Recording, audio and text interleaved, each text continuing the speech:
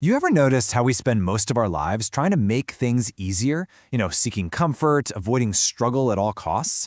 But then, when you look back, the moments that really truly define you, the ones that give you that deep sense of meaning, they're almost always the ones that were the hardest.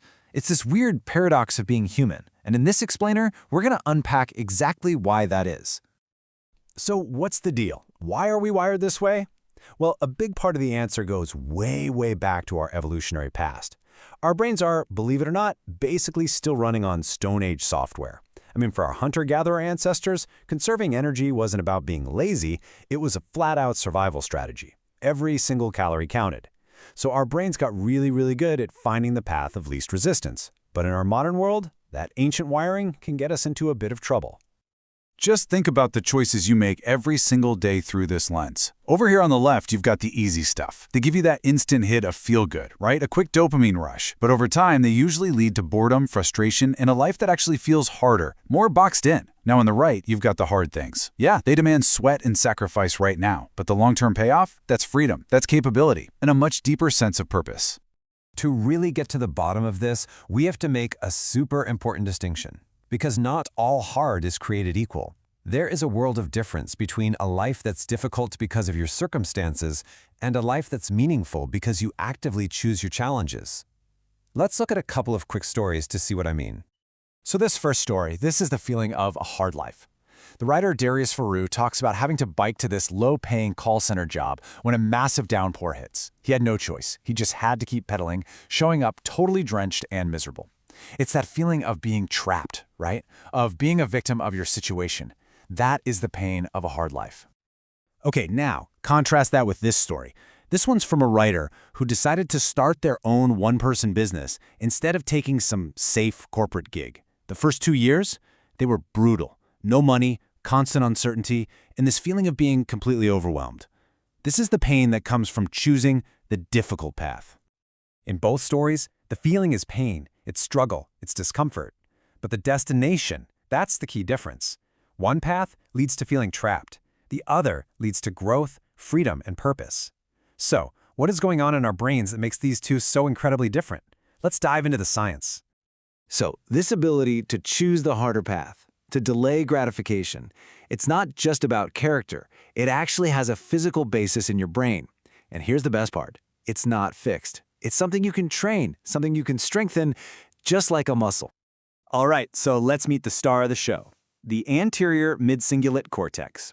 Yeah, it's a mouthful. We can just call it the AMCC. Think of this little spot as your brain's willpower headquarters. It's the part that lights up when you decide to do something you don't really feel like doing.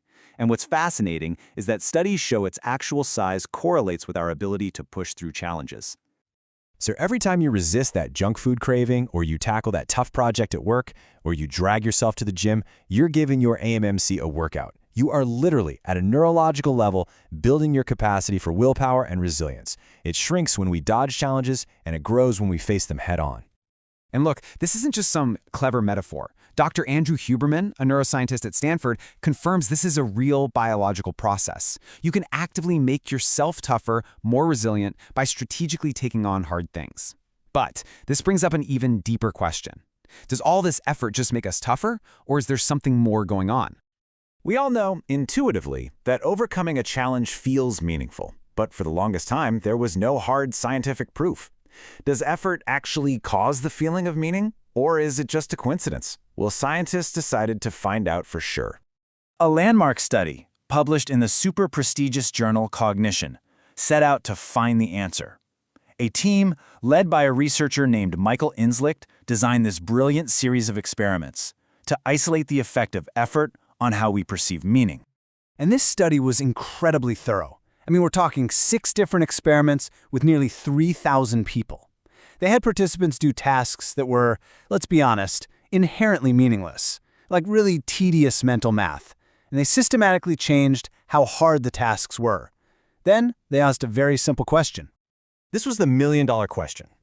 If you take a totally pointless task and you just make it more difficult, will people actually say it feels more significant? The logic of efficiency says no way. It's just more work for the same zero-value result. But that's not what they found. Not at all. The results were just stunningly clear. As you can see on this chart, across the board, the groups that put in more effort consistently rated the exact same task as more meaningful. So the takeaway here is huge.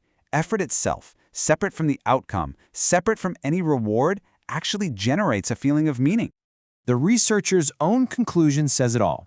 We've been thinking about effort all wrong. It's not just a cost we should try to minimize, it's a fundamental ingredient in the recipe for a meaningful life. And that is a profound shift in how we should think about challenges. Okay, so the science is clear. Doing hard things builds our willpower and creates meaning. That's fantastic, but so what? How do we actually use this in our day-to-day lives to make better decisions? Let's get practical. Here's a powerful rule of thumb from the entrepreneur Naval Ravikant. It sounds completely backward to our comfort-seeking brains, but it lines up perfectly with the science we just talked about.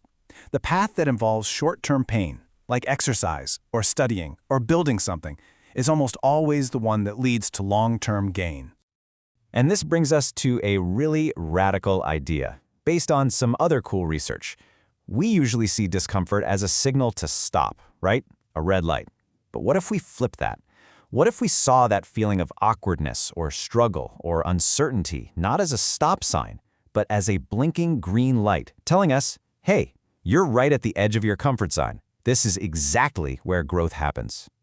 You can turn this into a super simple 3-step process. First, pick an area where you want to grow. Let's say you want to be more confident. Second, find the action that makes you feel that uncomfortable, squirmy feeling. Maybe it's signing up for an improv class or just speaking up more in meetings. Then, third, and this is the magic step, when you feel that discomfort, you consciously reframe it. You tell yourself, this feeling isn't a threat.